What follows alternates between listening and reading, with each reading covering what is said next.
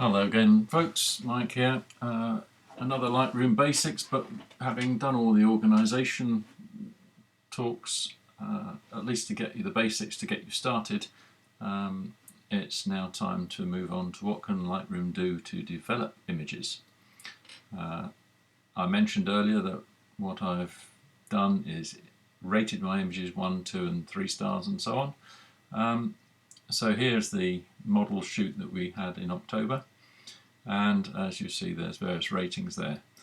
For me, the simple way of finding the images I want to work on, having decided that 2-star images are what I'm looking for, is to use a smart collection.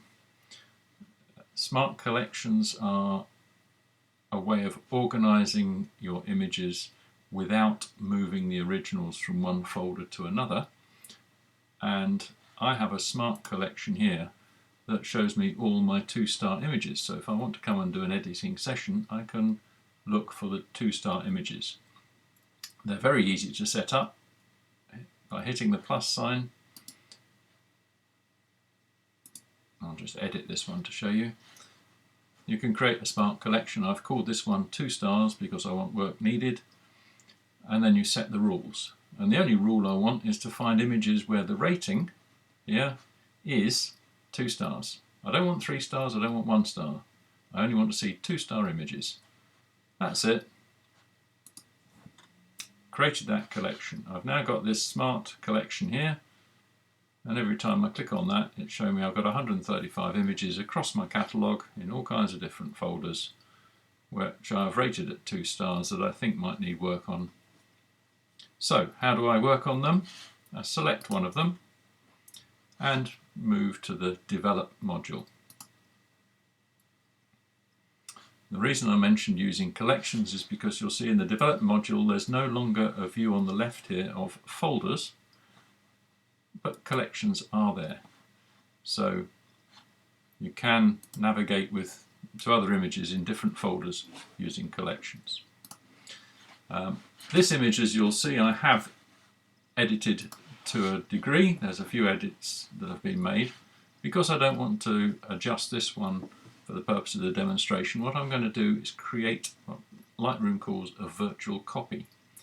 I mentioned that Lightroom takes your original file and applies a development recipe to it and then creates an output.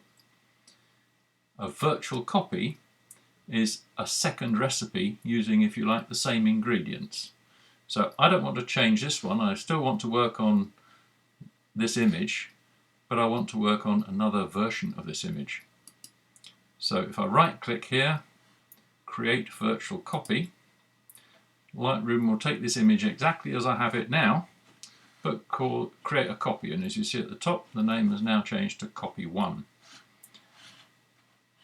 I can then reset all of the adjustments that have been made so this is as it was imported from my card. There are some areas that are blanked out where shadows have filled up because I wanted to underexpose this slightly. There's no blown highlights.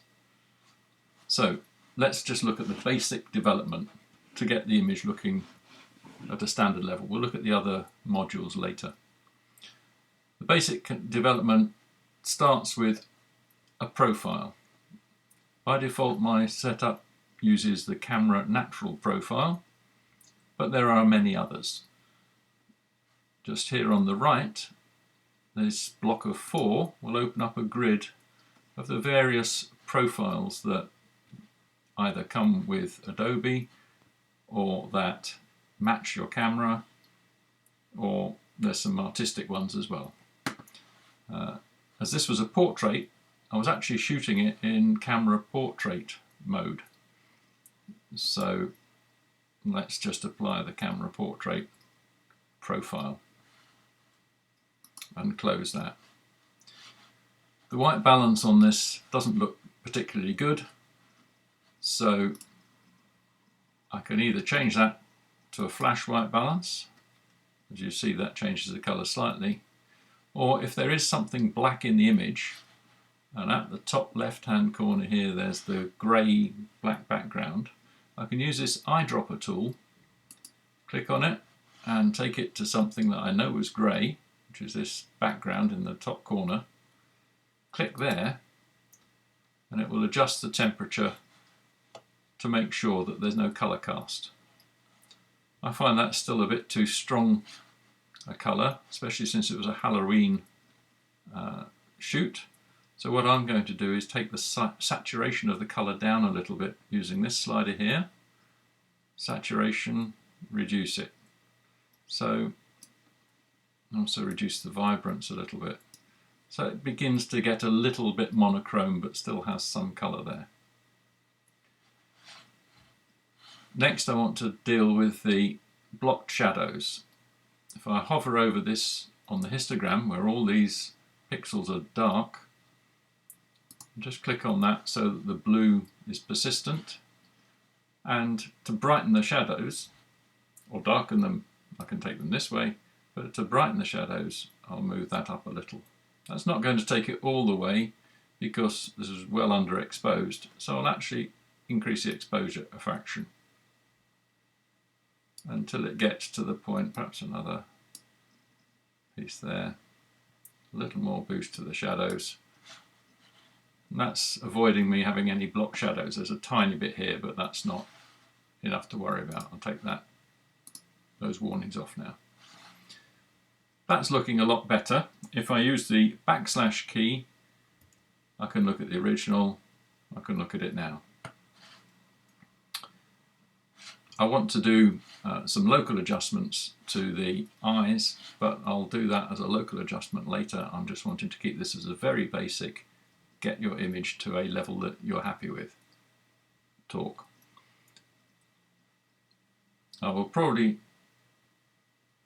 move the whites a little to the right just to make the eyes a little brighter and the bright areas of the image a little shinier than they are. To me that's enough as a basic set of development, and I will leave this image there. The next talk I'll move on to some of the other modules. I hope that's helpful. As always, give me a call or leave comments if you need to ask any questions. Thanks for listening.